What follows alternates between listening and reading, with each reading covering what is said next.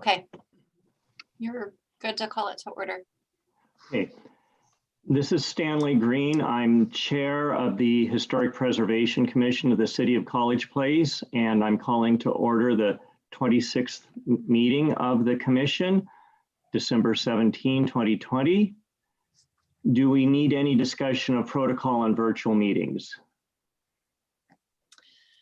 That's on the agenda, so I always ask.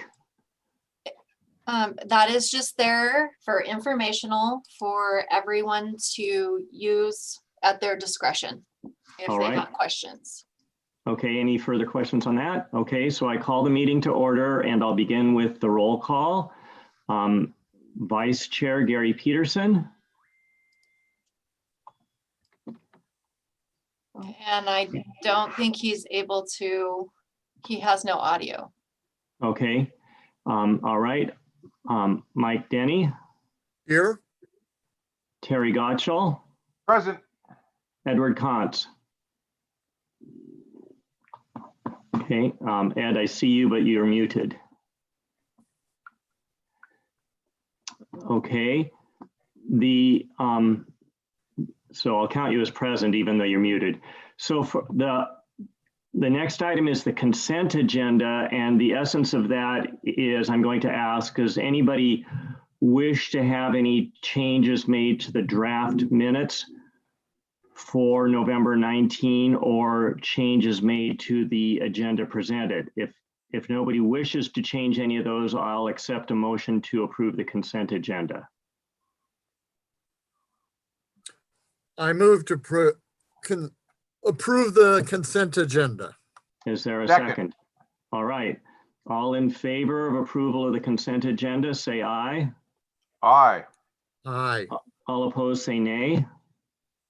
Okay, that passes. So go ahead. Can you raise your hand if you approve? Okay, Or, so raise your hand okay. if you approve. So that's 3-0. Okay. All right, any objections? Raise your hand. I see no objections. Okay. Do we have any public comments? I do not have any. Okay. Is there any member of the public logged in who wants to comment? I guess not. They are supposed to submit their comments in writing beforehand before Okay. they can.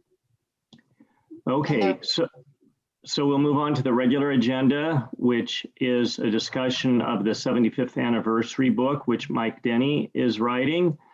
And we received a number of chapters yesterday. And so I'd like to start with Mike, if you want to, if there's any specific highlights you want to give to us of how the process has unfolded since our November meeting. Well, I just need to marry up the photographs and pictures with the chapters. And I have had one chapter, chapter 7, come up missing. I wrote it and I've been looking and looking for it. And so I am fairly certain I did not erase it. So at least I better not have. Anyway, I have not yet stumbled across it, but I will. And if need be, I'll rewrite it quick. So anyway. What was the subject or time period of chapter 7? Chapter 7 is select people of College Place. It's people that have made a huge difference in College Place over the years, from its 1891 clear through to the present. Okay, that should be interesting. So I've interviewed quite a few people for that one. So Great. I will relocate it. So, and it's been amazing to discover huge differences that individuals have made in this small town over the years.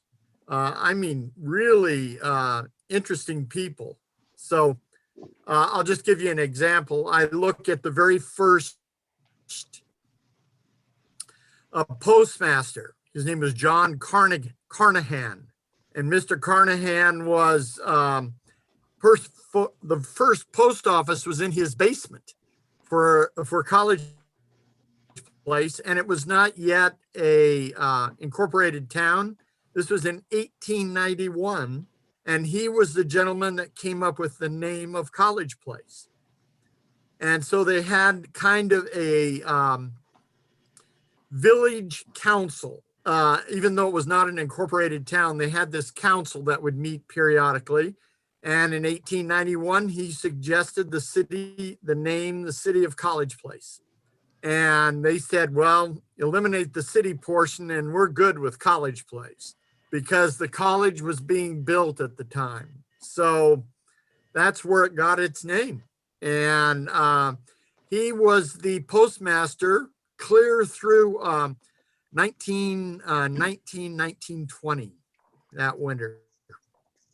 So very interesting gentleman, but he was extremely involved with the community, and he was not involved with Walla Walla College at all.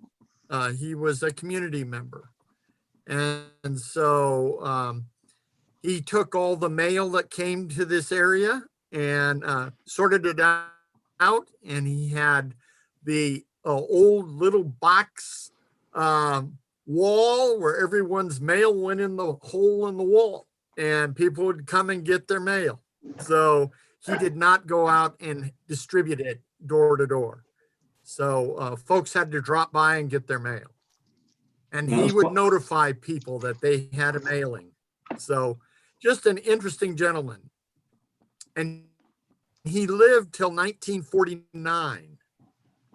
So he was active in this community from the late 1880s clear to 1949. So It's quite a very long term of service.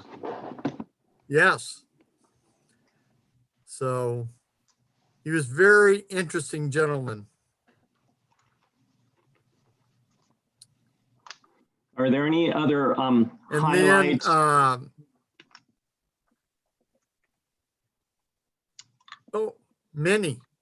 many highlights. In fact, if I just told them to you, we would be here the rest of the meeting. No, yeah, no, I'm not asking you to recap the entire book, No. but rather, Well, that's just this one chapter.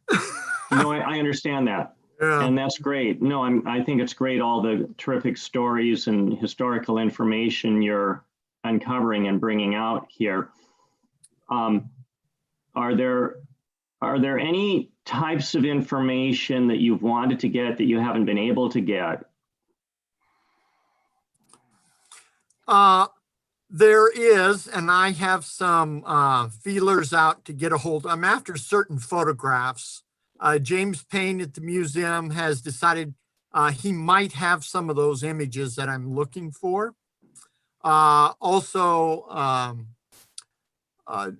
Bob Bennett may have a couple of those images, so they're looking. So I will know in a couple of days anyway, probably by Monday or Tuesday this coming week. Great. But one other individual that has been extremely interesting to me, and that is Dorsey Nichols. And Dorsey Nichols built a dry goods shop on what was then Roosevelt Highway, which is now College Avenue. And he had a sub shop, not a sub sandwich shop, but a shop that came off of his main store that faced another street, which is now, it was Pine Street at the time. And he was the dry goods salesman in College Place. And he also was extremely involved in the community. And I found his photograph, and a very pleasant looking, happy looking gentleman. But Terry Gottschall, Commissioner Gottschall, filled out a little more of his story. Very interesting. I think I detailed a little more of it last month, but He was an individual that wanted to incorporate the village of College Place. He saw it as a necessity.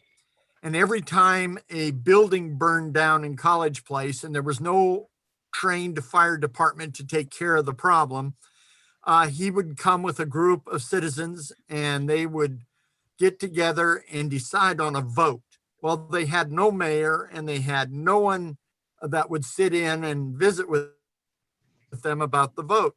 So finally, an early county commissioner, Walla Walla County commissioner, sat down with them and explained what they needed to do in order to get a vote.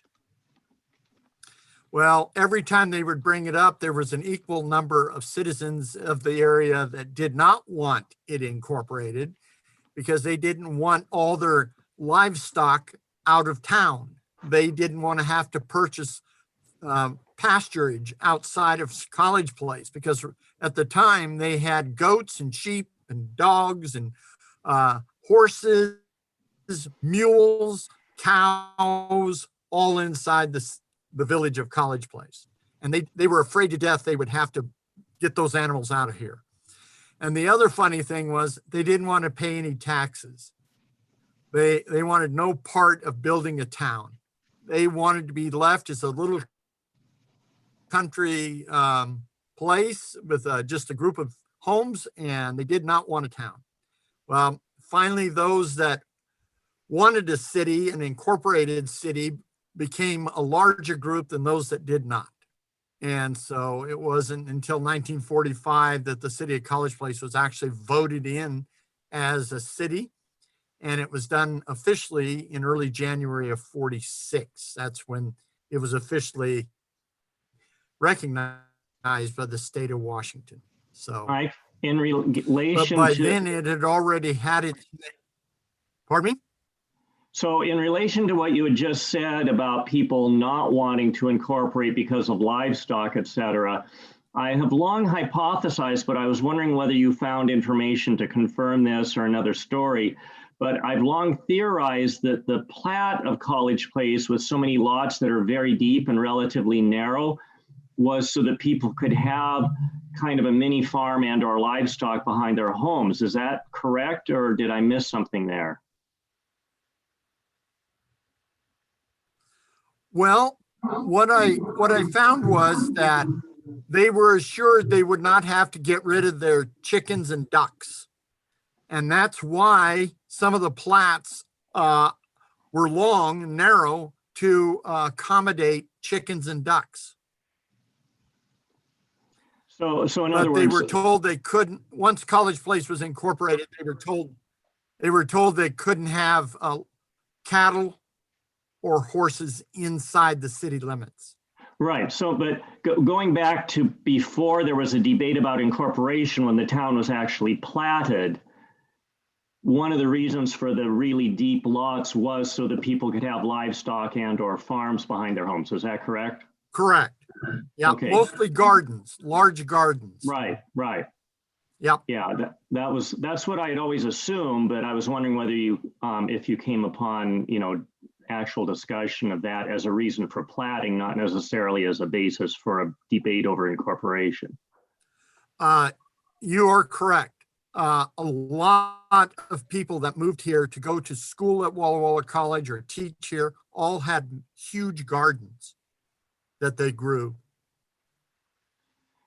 Okay. And because there were, along with the Italian farmers here who grew truck gardens, lots of vegetables, there was always plenty to eat in this area. So. So anyway, I want to get back to you in a minute, Mike. Do any of the other commissioners have questions or comments about the process of writing the book or what you've read so far in the draft chapters? Is there a deadline for us to read through the chapters and get our comments back to Mike?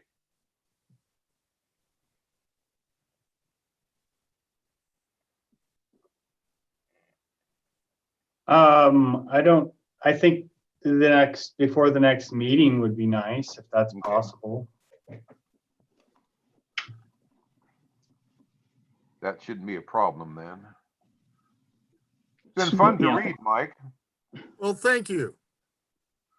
It's been interesting to write because I have been able to get so many different people to supply information, and the same subject is coming at me from different perspectives, and that has been very interesting.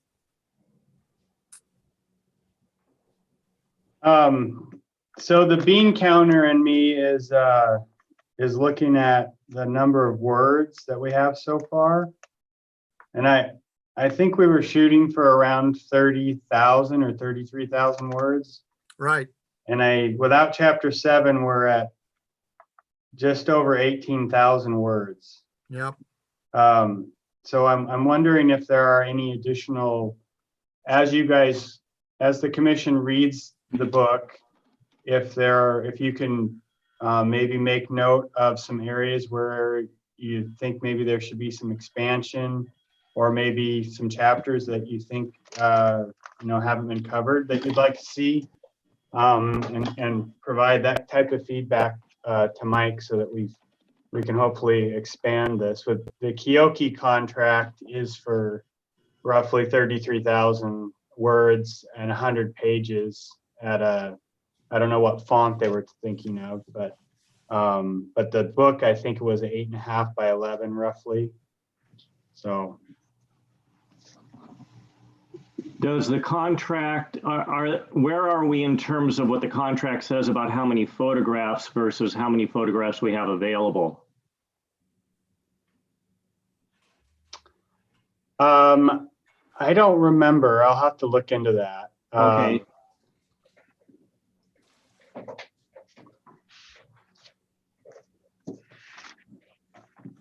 I might be able to look that up while you guys are continuing to discuss. Okay. Any more questions or comments to Mike about what you've read so far or about the process?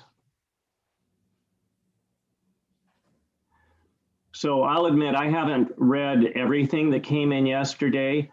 And I want to bring up something that I would like for us to possibly talk about in more depth next month.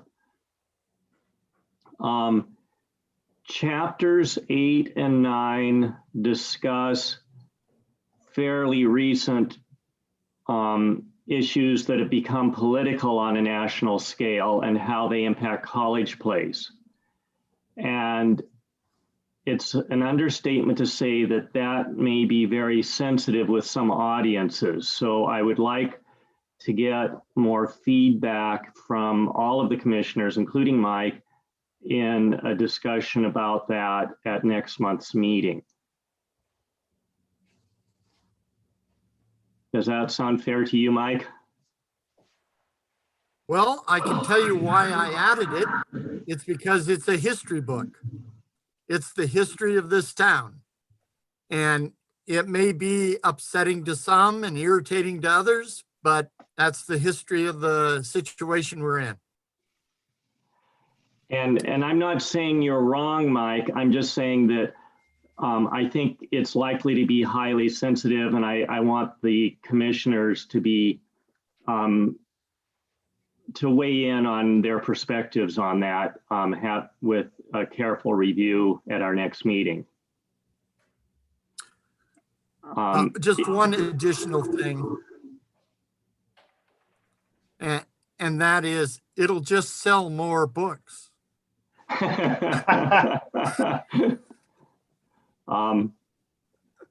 So yeah, there's nothing like having something over which there are a vigorous variety of viewpoints to stir interest. That's certainly true.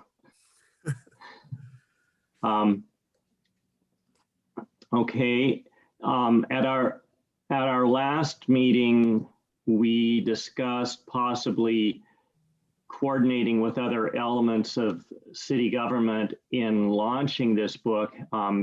has there been any further exploration of that within the city government?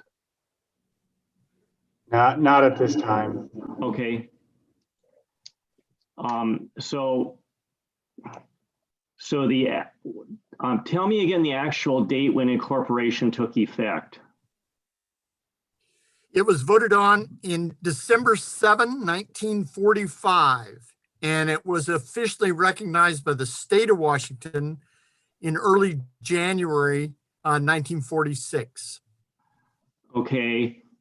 I'm wondering if there is a way, so is there a way, so you write, I'm sure, you know, I don't remember the exact page, but I know you have that in one of your chapters.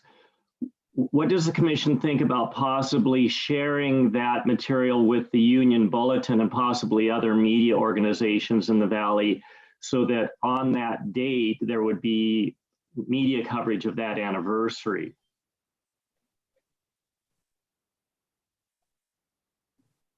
Yeah. Mike, do you have contacts with the, or Carolyn or John, do you have contacts with local media to whom we could get that excerpt in advance so that in order to meet their deadlines, they might have something ready to go on the actual anniversary date? My contacts are primarily for publication of notices. So I would go, Mike already had a story, a little blurb published when we kind of kicked this off. So is that something you could take on, Mike? I know the editor of the UB very well. It's a fellow bird watcher. There we go. So would you be comfortable sharing the book that would be relevant to that kind of a story? Sure. Okay, that'd be great. I would even be willing to write one up, send it to John, let him review it, and then he can just send it in to Diane at the UB. Okay. Yeah, I think it'd be great to have an article that would appear. Now, I'm not looking at a calendar right now. Is that specific date a Saturday or is it a Sunday through Friday? Because the Union Bulletin doesn't come out on a Saturday. What was the date again, Mike? Well, it was early January, January 6, 5 or 6, 1946. It's on a plaque outside the building. Come on, John, this is your job. So if Does John, it say it somewhere in your book, Mike? I can pull that back up. if I write an article for that day and send it to you for review, or should I send it to all the commissioners and you for a review? Up to you. Let's send it to, how about we send it to me and Stanley? That way we're not creating a forum or anything. Okay. Okay, that'd be great. And then we can get it to, Then just send it to Diane at the UB and she'll publish it. yeah. So yeah, if we can get it to them enough in advance so they could have something ready on the anniversary date, I think that'd be great. Well, if we got it into them a week before, that would do it. Yeah, I'm guessing that should be enough time. Great. Okay. Are there any more questions or discussion about the book and the process surrounding the book? Again, Mike, I really appreciate all the effort you're putting in, and you know what I've read so far is really interesting, and I'm learning a lot, and that's great. And I'd like for each commissioner to review each of the draft chapters prior to our January meeting. Okay. All right. Thanks again, Mike. Stanley, I was able to find the up to 168 photos is what the contract says. Okay. Mike, do you have an idea about where we are in terms of the count of photographs? I have about 30 photographs, 35 photographs. Okay. So I have more coming in, that I Okay. know. So Okay.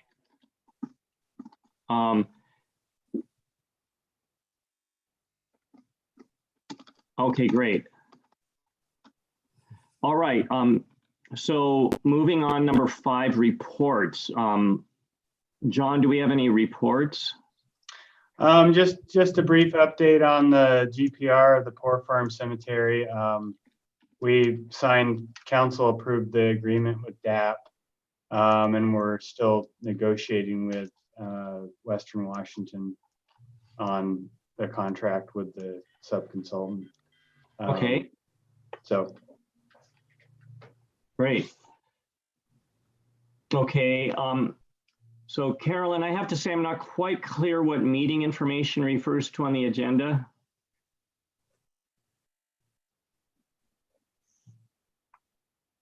John, Way do you back know? when I was doing the job over there, you had requested that to be there for when the next meeting is scheduled. Right, okay, right. So I'm sorry. So what it really refers to is 6.01, but as a standalone item, the phrase meeting information isn't a standalone item. I apologize.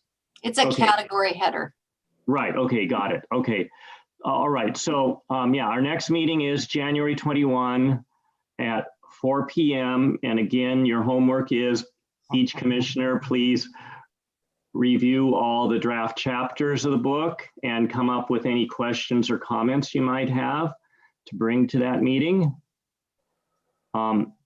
So do we have any closing items? Okay, I'll entertain a motion to adjourn. I move we adjourn. Is there a second? Second. All right, Second. all in favor, raise your hand. Okay, we're adjourned. Thank you, everyone. Have great holidays, and we'll see you next year. Adjourned at 4:28. Thank All you. right. Thank you. Bye all. thank you. Merry Christmas. Happy New Year. Thank you.